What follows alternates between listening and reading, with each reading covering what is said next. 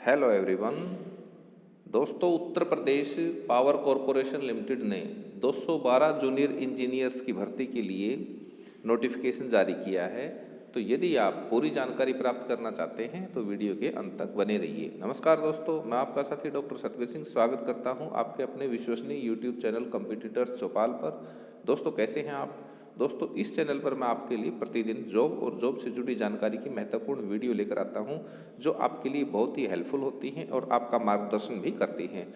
तो इस चैनल को सब्सक्राइब अवश्य कर लीजिएगा और नोटिफिकेशन बेल को ऑन कर लें ताकि कोई भी इम्पोर्टेंट इन्फॉर्मेशन आपकी मिस न हो। तो दोस्तों, Uttar Pradesh power corporation limited ने ये एडवर्टाइजमेंट नंबर है, एडवर्टाइजमेंट नंबर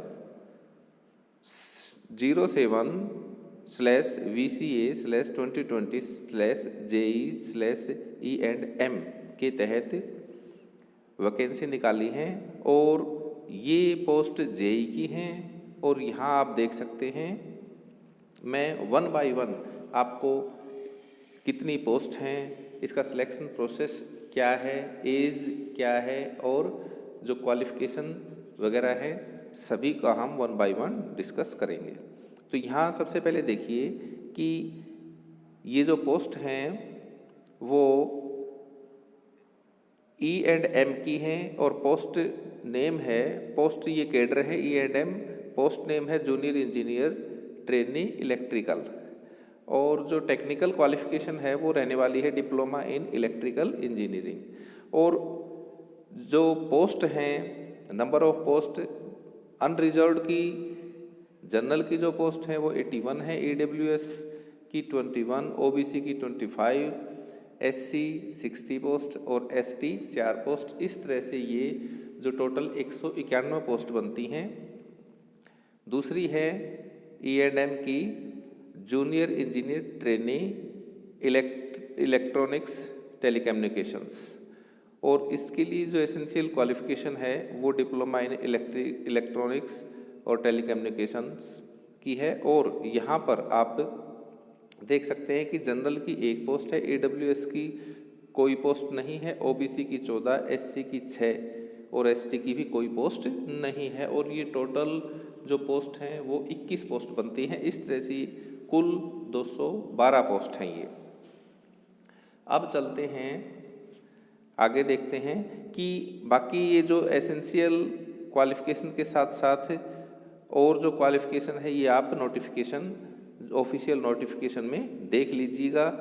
और ऑफिशियल नोटिफिकेशन का जो लिंक है वो आपको डिस्क्रिप्शन में मिल जाएगा। आगे आप देखेंगे कि एज क्या होनी चाहिए कैंडिडेट की। तो एज के लिए दिया है minimum 18 years and maximum 40 years age on 1 जनवरी 2020।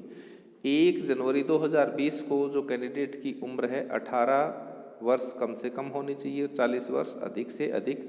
और जो एज रिलैक्सेशन है वो एज पर रूल दिया जाएगा।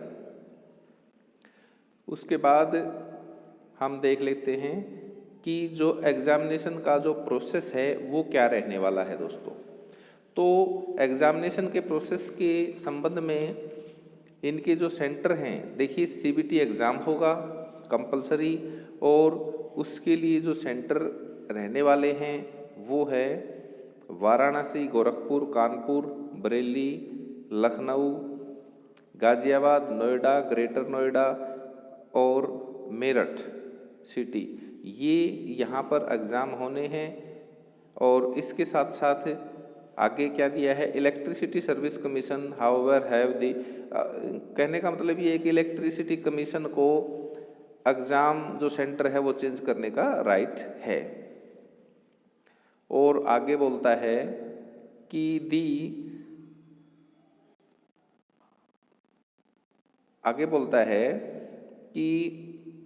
दी test shall be of 3 hours duration. जो टेस्ट है, टेस्ट की बात आती है कि इसका जो CBT एग्ज़ाम होगा और जो टेस्ट है वो 3 घंटे का होगा। अब 3 घंटे के टेस्ट में ये जो टेस्ट है इसके जो मार्क्स होंगे वो 200 मार्क्स होंगे और क्वेश्चन भी 200 ही होंगे। और इन 200 क्वेश्चंस में 150 क्वेश्चंस हैं वो होंगे डिप्लोमा लेवल इंजीनियरिंग ब्रांच के। 150 जो क्वेश्चन हैं वो डिप्लोमा लेवल इंजीनियरिंग ब्रांच के होंगे, प्लस जो 20 क्वेश्चंस हैं वो जीके के होंगे, जीके और जनरल अवेयरनेस, और प्लस 20 क्वेश्चन 20 जो क्वेश्चन हैं वो रीजनिंग के होंगे, प्लस 10 क्वेश्चन वो जनरल हिंदी के होंगे दोस्तों। तो इस प्रकार से ये क्वेश्चन रहने वाले हैं। जो 200 क्वेश्चन का टोटल आएंगे उनमें 150 जो 150 क्वेश्चंस हैं वो डिप्लोमा इंजीनियरिंग से रिलेटेड होंगे, 20 क्वेश्चंस जीके और जनरल अवेयरनेस के होंगे, 20 क्वेश्चंस रीजनिंग के और 10 क्वेश्चन जनरल हिंदी के रहने वाले हैं। ये यहाँ पर दिया हुआ है। और प्रत्येक जो क्वेश्चन है वो 1 मार्क्स का होगा और नेगेटिव मार्किंग है दोस्तों इसमें। यदि क्वेश्चन गलत हो जाता है तो पर क्वेश्चन पर नेगेटिव जो क्वेश्चन है उसके ऊपर यदि गलत रॉन्ग क्वेश्चन है उसका 25.25 मार्क्स क्या है कट जाएंगे। कहने का मतलब क्या है कि यदि 4 क्वेश्चन गलत हैं तो उस केस में 1 मार्क्स कट जाएगा, ऐसा यहाँ पर दिया हुआ है। और उसके बाद जो आगे बात करता है ये कि यहाँ देखिए कि candidate who obtained less than 30% marks will be rejected for further process of selection.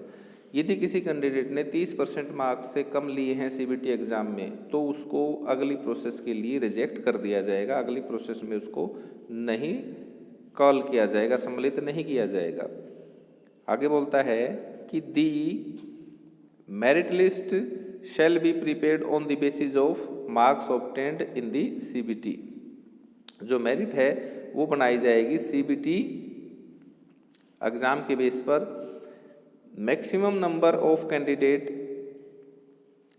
candidates to be shortlisted for documents verification will be equal to 2 times the number of category wise vacancies on the basis of CBT exam merit।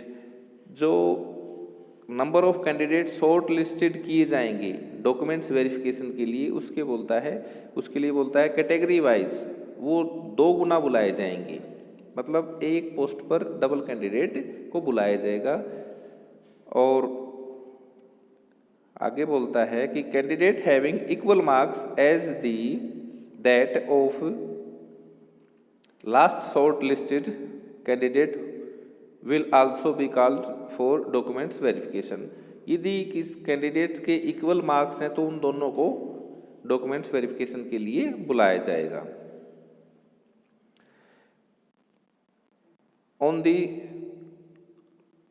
आगे बोलता है कि shortlisted candidate who fail to appear for documents verification on the scheduled date and time shall not be given any further chance।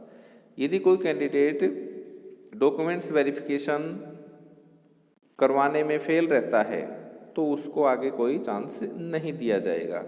और candidate must carry, candidate को ये लेकर के जाने हैं admit card, passport size photograph same as in the application form. जो आपने application form में अपलोड की है वो a valid photo, identity card such as passport है, ड्राइविंग लाइसेंस है या वोटर आईडी है या आधार कार्ड है, पैन कार्ड है या कोई other valid photo identity proof हो आपके पास, तो वो साथ में लेकर के जाना है। उसके बाद हम देख लेते हैं सिलेक्शन प्रोसेस के बाद कि जो एप्लीकेशन फ़ीस क्या रहने वाली है। तो यहाँ पर देखिए दोस्तों, एप्लीकेशन जो फ़ीस है वो है एससी कैंडिडेट के लिए 700 रुपये, एससी और डोमिसाइल यूपी कैटेगरी का यूपी का होना चाहिए। और अनरिजर्व्ड जो कैटेगरी है विद ओबीसी, जो अदर बैकवर्ड क्लास है वो भी, उनके लिए 1000 रुपीज़, 1000 रुपये। फिजिकली हैंडीकैप्ड 10 रुपये। और candidates other than state of UP, जो यूपी के बाहर के हैं एनी कैटेगरीज, उनके लिए भी 1000 रुपीज़ है। तो ये एप्लीकेशन फ़ीस है दोस्तों। और उसके बाद हम देख लेते हैं इम्पोर्टेंट्स डेट्स। तो इम्पोर्टेंट्स डेट्स क्या हैं फार्म अप्लाई करने के लिए, कि जो ऑनलाइन फार्म अप्लाई होंगे देखिए वो होंगे 4/12/2020 से लेकर के 28/12/2020 तक।